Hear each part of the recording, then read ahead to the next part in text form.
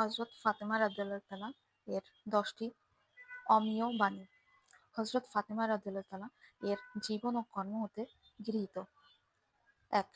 আমার প্রিয় বোনেরা, তোমরা মনে রাখবে নামাজ, রোজা, জিকির ও আল্লাহ তাআলার একনিষ্ঠ হওয়ার জন্যই এ পৃথিবীতে মানুষের সৃষ্টি।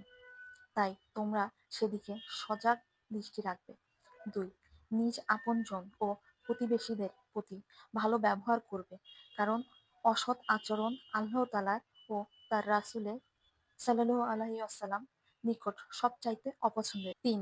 দুঃখী ও অসহায় জনদের প্রতি সদয় হবে, কারণ কিয়ামতের দিনে যখন তুমি সবচাইতে অসহায় হবে, তখন ইহাই তোমাদের জন্য সহায় হয়ে দাঁড়াবে। ৪. আমার পিতা বলেন, আল্লাহ তাআলার পরে যদি কাউকে সিজদা করার নির্দেশ দেওয়া হতো, তবে নারীদের প্রতি নির্দেশ হতো নিজ নিজ স্বামীকে সিজদা করার। অতএব প্রতিটি নারীর উপর তার স্বামীর প্রভাব ও দাবি কত বেশি।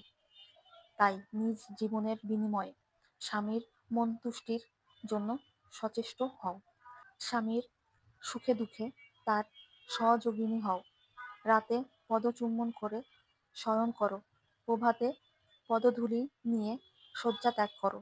৫. স্বামী ও তার গুরুজনদের প্রতি ভক্তি প্রদর্শন করো, তবে আল্লাহ তাআলা আর তার রাসূলের সাল্লাল্লাহু আলাইহি ওয়াসাল্লাম সন্তুষ্টি লাভ করা সম্ভব হবে তোমাদের পক্ষে। ৬.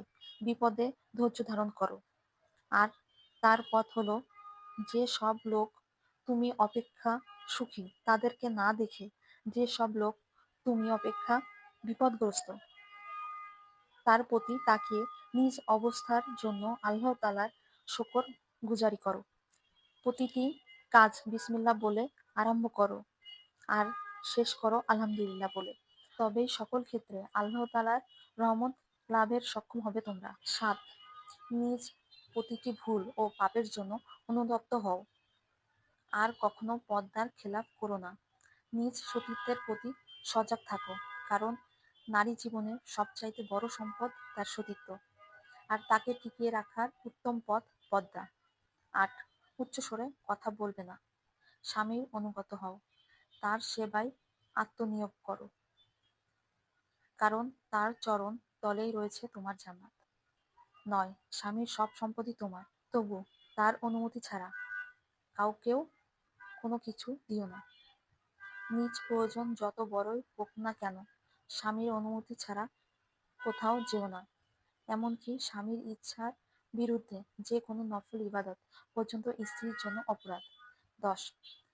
শ্বশুর শাশুড়ির প্রতি শ্রদ্ধা ও অনুগত প্রদর্শন করো, কারণ তাদের দোয়ার মাঝেই নিহিত তোমার স্বামীর জীবনের সব মঙ্গল আর অমঙ্গল।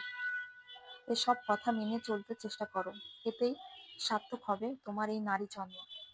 আর পরকালে এসব নসিহত পালনকারিণী মুক্তির জিম্মাদার হবে স্বয়ং আল্লাহ তাআলা আর তার হাবিব সাল্লাল্লাহু আলাইহি ওয়াসাল্লাম।